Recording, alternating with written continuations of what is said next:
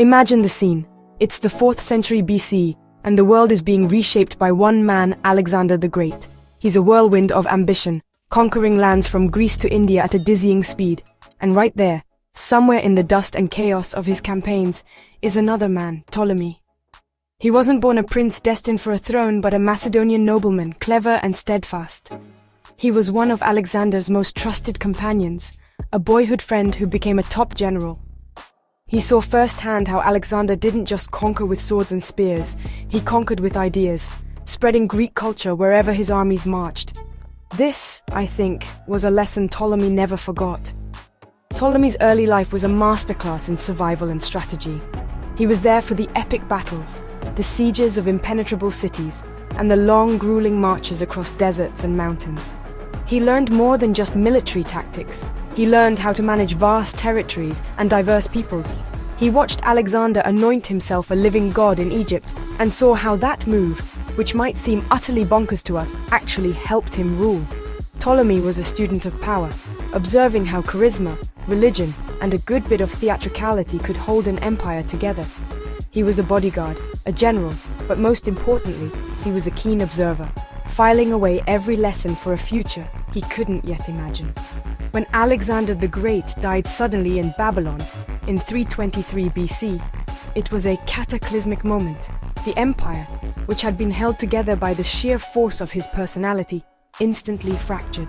His generals, known as the Diadochi, or successors, were like sharks circling a prize.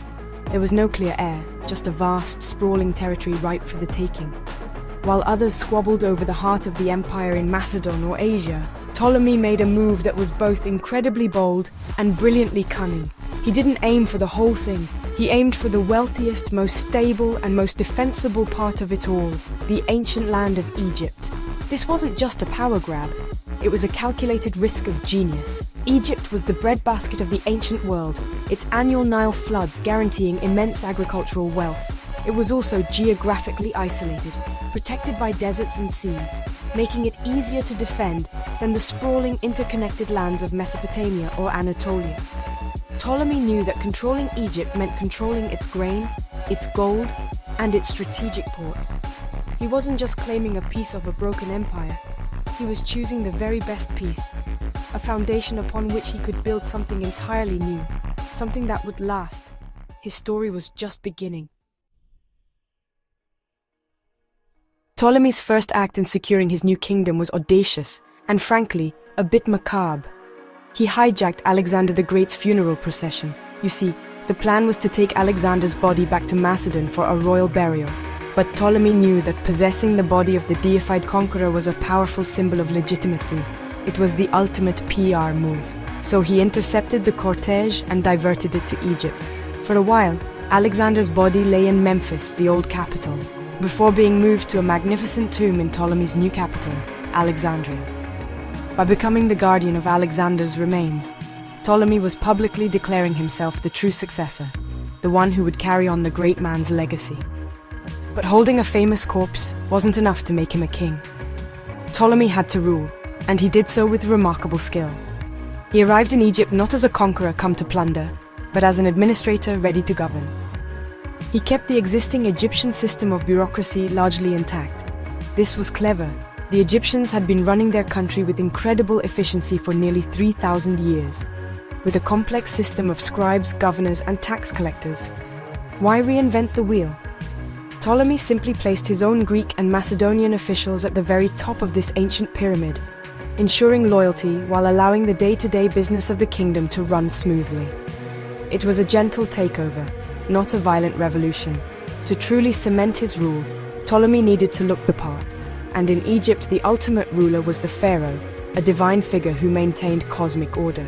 So, Ptolemy began a brilliant balancing act.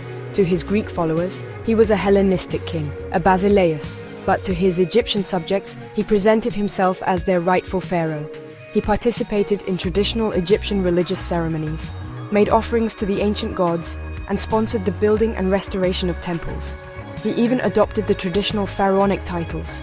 He wasn't just a foreign soldier anymore. He was becoming a legitimate heir to a line of sacred kings stretching back into the mists of time. In 305 BC, After nearly 2 decades of ruling as a governor, or satrap, Ptolemy took the final step. He officially declared himself King Ptolemy I of Egypt, and soon after, he took the title Soter, which means savior. He had saved the city of Rhodes from a brutal siege, and the name stuck, adding to his heroic image. This was the official birth of the Ptolemaic dynasty, a royal line that would rule Egypt for nearly 300 years. It would be a Greek dynasty in a thoroughly Egyptian land, a fascinating hybrid that would end only with the famous Cleopatra VII. And it all began with one clever general who knew how to seize his moment. Ptolemy's genius lay in his understanding that you couldn't just impose Greek culture on a civilization as old and proud as Egypt's. Brute force would only lead to rebellion. Instead, he championed a delicate process of fusion, creating a unique Greco-Egyptian society. He encouraged his Greek soldiers and settlers to marry Egyptian women, fostering a new mixed generation. This wasn't just a social policy, it was a political strategy. By intertwining the lives of the conquerors and the conquered, he was creating personal stakes in the stability of his new kingdom. He wanted his people to feel like they were building something together, not just living under foreign occupation. One of the most fascinating examples of this cultural blending was the creation of a new god, Serapis. This was a masterstroke of religious engineering. Ptolemy needed a deity that both his Greek and Egyptian subjects could worship together. So, he commissioned his priests and theologians to create one. Serapis combined aspects of the Egyptian god of the underworld, Osiris, and the sacred Apis bull, with traits of Greek gods like Zeus, Hades, and Asclepius. He was depicted as a Greek-style man with a beard, but with an Egyptian grain measure on his head symbolizing abundance. It was a god for everyone, a divine symbol of Ptolemy's multicultural vision. This blending wasn't confined to religion. It was visible everywhere in the art and architecture of the time. If you were to walk through a Ptolemaic temple, you would see pharaohs depicted in the traditional, rigid Egyptian style on the walls. But look closer at their faces, and you might see the more realistic, individualistic features characteristic of Greek sculpture. Statues were created that showed Egyptian gods in Greek poses, or Greek goddesses wearing Egyptian crowns. This was a visual language that everyone could understand, a constant reminder that these two great cultures were now intertwined, sharing the same space and the same destiny under a single ruler. Of course, this fusion wasn't perfectly balanced. Greek remained the language of the government and the court, and the ruling class was predominantly Greek. This created a social hierarchy where being able to speak Greek and adopting Greek customs offered a path to power and influence. So while Ptolemy respected Egyptian traditions, he also ensured that the Hellenistic element remained dominant. It was a pragmatic compromise. He gave the Egyptian people cultural continuity and respect for their heritage, while ensuring his Macedonian and Greek followers held the reins of power. This created a stable, if complex, society that was the bedrock of his dynasty's success. When Ptolemy took control of Egypt, Alexandria was still a fledgling city, a grand plan sketched out by Alexander the Great, but far from complete. Ptolemy saw its potential not just as a capital, but as the future cultural and commercial heart of the entire Mediterranean world. He poured immense resources into its construction, transforming it from a promising blueprint into a breathtaking metropolis. The city was designed on a grid system, a hallmark of Greek urban planning, with wide avenues, grand public squares, and distinct districts for different communities. It was a modern, orderly city, a stark contrast to the sprawling ancient cities of Egypt. Under Ptolemy's direction, Alexandria quickly became a magnet for people from all over the known world. Greeks, Egyptians, Jews, Macedonians, Syrians, and people from even further afield flocked to the city, drawn by the promise of wealth, opportunity, and intellectual freedom. It was one of the first truly cosmopolitan cities in history. This diversity was its greatest strength. The constant exchange of goods, ideas, and customs created an incredibly dynamic and innovative atmosphere. Walking through the markets of Alexandria, you would have heard a dozen different languages and seen goods from as far away as India and sub-Saharan Africa. It was a bustling, vibrant hub of global exchange. One of Ptolemy's most spectacular projects was the construction of the Pharaohs, the great lighthouse of Alexandria. While it was likely completed under his son, Ptolemy II, the vision and initial work began with Ptolemy I. This wasn't just a navigational aid, it was an icon, a towering statement of Alexandria's power and ingenuity. Rising over 100 meters high, its light, magnified by a massive mirror, was said to be visible from up to 35 miles away.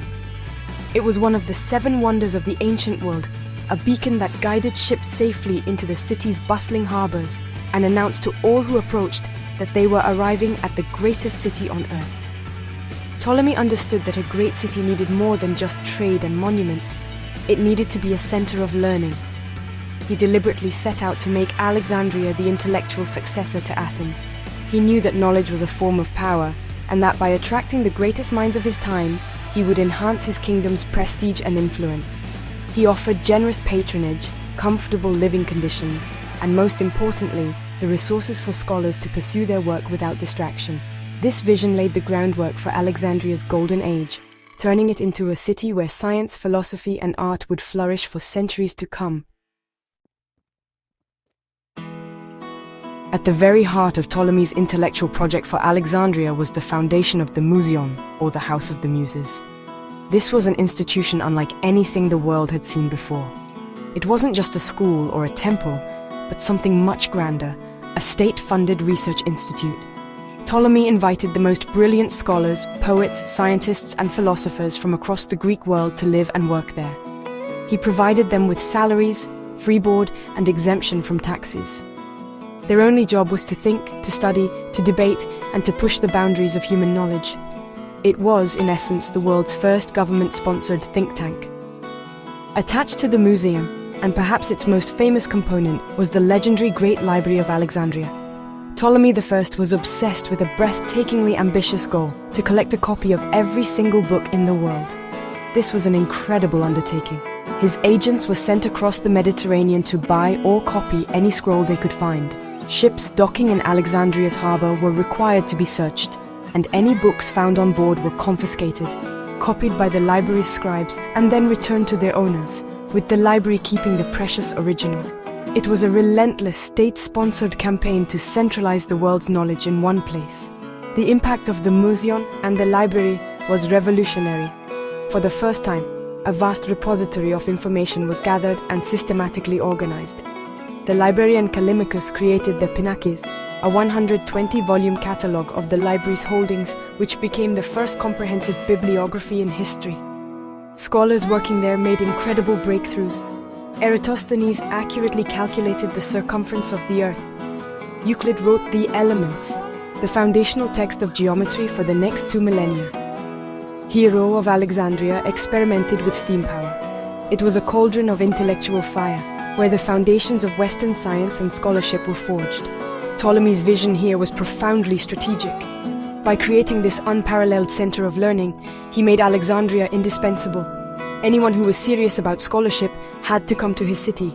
This brought prestige, fame, and influence to his kingdom. It also had practical benefits. The engineers, astronomers, and doctors working at the Museum provided valuable expertise that could be used for military, agricultural, and civic projects. The library wasn't just a vanity project. It was an engine of innovation and a powerful tool of statecraft, cementing Alexandria's position as the true capital of the Hellenistic world.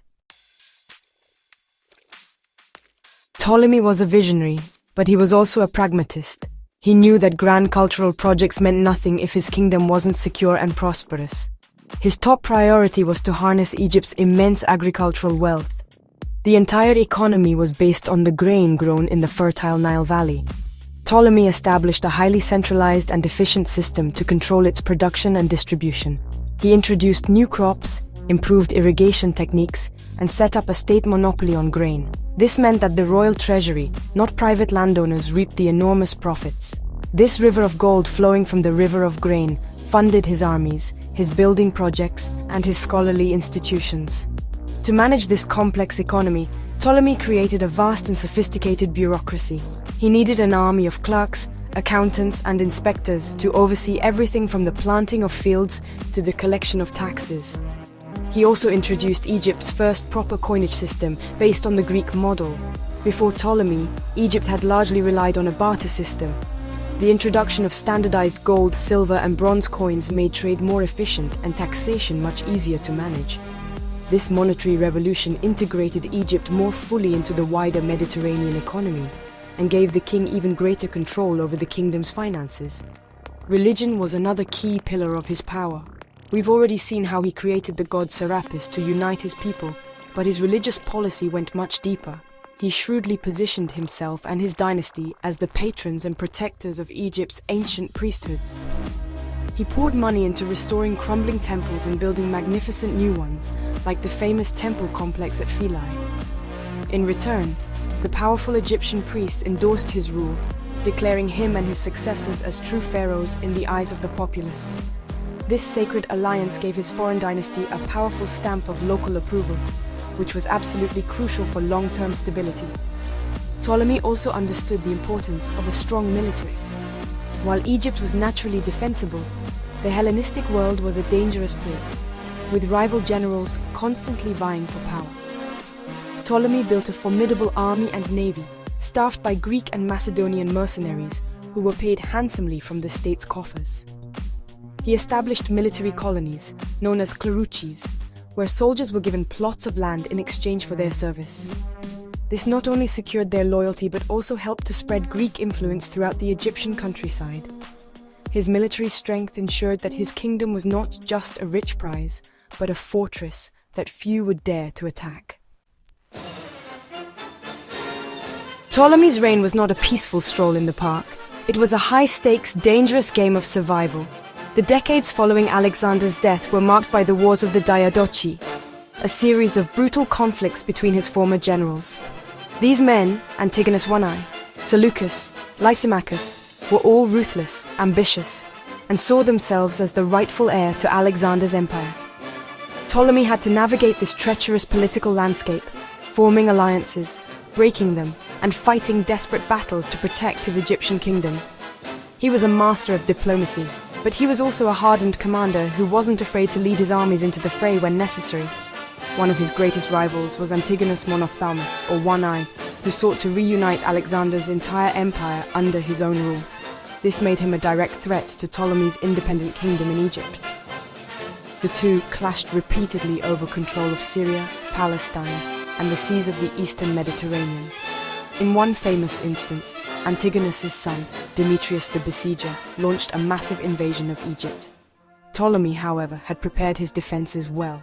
Using the Nile as a natural barrier and his navy to control the coast, he managed to repel the invasion, a victory that massively boosted his prestige and solidified his control over Egypt. These wars were not just about territory, they were also about propaganda and legitimacy. Each general tried to present himself as the true champion of Alexander's legacy. Ptolemy's theft of Alexander's body was just the opening move in this propaganda war. He also commissioned a history of Alexander's campaigns, written by himself. While this work is now lost, it was used by later historians and undoubtedly portrayed Ptolemy in a very favorable light, emphasizing his close relationship with Alexander and his own military prowess. He was literally writing his own glorious history, ensuring his version of events would be the one that endured. Even within his own family, there were dramas worthy of a Greek tragedy. In his later years, Ptolemy had to decide which of his sons would succeed him. His eldest son, Ptolemy Keranos, was a volatile and violent character. His younger son, Ptolemy II, born to his favored wife Berenice, was more level-headed and scholarly. In a controversial move, Ptolemy thus chose his younger son to be his co-ruler and heir, disinheriting Keranos. This secured a stable succession for his dynasty in Egypt, but the spurned Keranos fled the court, eventually causing chaos elsewhere in the Hellenistic world. It was a tough decision, but it showed Ptolemy's focus was always on the long-term security of the kingdom he had built. In 285 BC, after nearly 40 years of rule, Ptolemy I Soter did something quite remarkable for a Hellenistic king. He abdicated. He handed over power to his chosen son, Ptolemy II Philadelphus, and retired. He lived for another 2 years, serving as an advisor to his son and watching the dynasty he founded flourish. He died peacefully in his bed around the age of 84, a feat almost unheard of for the violent and turbulent era he had lived through. His peaceful death was perhaps the ultimate testament to his success. He had built something so strong and so stable that it no longer required him at the helm.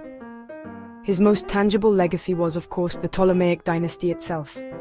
For nearly 300 years, his descendants would rule Egypt, continuing his policies of cultural fusion and intellectual patronage. They maintained Alexandria as the brightest star in the Mediterranean, a city of wealth, science, and art. The line of Ptolemies would produce many powerful rulers and would ultimately end with the last and most famous of them all, Cleopatra VII. Her story, her intelligence, and her dramatic struggle with Rome were, in many ways, the final chapter of the book that Ptolemy I had started to write 3 centuries earlier. But Ptolemy's legacy extends far beyond a single royal family. His vision for the library and Museion of Alexandria created a new model for the preservation and advancement of knowledge. He understood that collecting and organizing information was a source of immense power. The work done by the scholars he patronized laid the foundations for much of Western science, mathematics, and medicine. While the library itself was eventually destroyed, the idea it represented, that knowledge should be systematically gathered, studied, and built upon, has endured. Every university, every library, every research institute today owes a small debt to Ptolemy's grand experiment in Alexandria. Perhaps his most profound legacy was his pioneering approach to multicultural rule. He showed that it was possible for different cultures, Greek and Egyptian, to coexist and even enrich one another. He didn't try to erase Egyptian identity. He incorporated it, respected it, and used it to strengthen his own rule. This model of cultural synthesis, of finding common ground between the conqueror and the conquered, was a sophisticated solution to a timeless problem. He created a unique civilization that was both Egyptian at its roots and Greek in its outlook, a shining example of cultural fusion in the ancient world. So why should we, in the 21st century, care about a Macedonian general who became an Egyptian pharaoh over 2,000 years ago? I think it's because the challenges Ptolemy faced and the solutions he devised are still incredibly relevant today. He lived in a globalized world, a world torn apart by the collapse of an old order and forged anew by conflict and migration. He had to figure out how to govern diverse populations, how to manage a complex economy, and how to use soft power, culture, and knowledge to project influence. Doesn't that sound just a little bit familiar? His creation of Alexandria as a cosmopolitan hub resonates powerfully in our own interconnected world. He built a city that thrived on diversity, where different faiths and ethnicities lived side by side, creating a vibrant melting pot of ideas.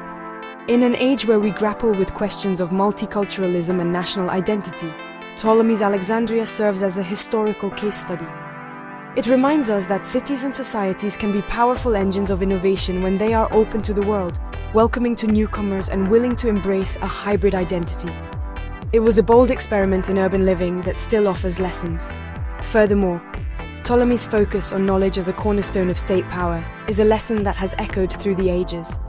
His founding of the Great Library was a declaration that the nation with the best information, the best scientists, and the best thinkers would have a strategic advantage. Today, we talk about the knowledge economy, and countries compete to build the best universities and research centers. Ptolemy was a pioneer of this way of thinking. He knew that investing in intellectual capital would pay dividends for centuries, enhancing his kingdom's prestige and securing its future. He understood that an empire of the mind could be just as powerful as an empire of land. Ultimately, Ptolemy I's Soter's story is a timeless tale of ambition, intelligence, and vision. He was more than just a soldier who got lucky. He was a builder, a strategist, and a cultural architect of the highest order. He stepped out of the shadow of one of history's greatest figures, Alexander the Great, and forged a legacy that was uniquely his own. He showed that a ruler could be both powerful and enlightened, a conqueror and a patron of learning. The world he built on the banks of the Nile was a testament to his belief in the power of knowledge, coexistence, and cultural fusion. Ideas that are just as vital and inspiring today as they were in 283 BC.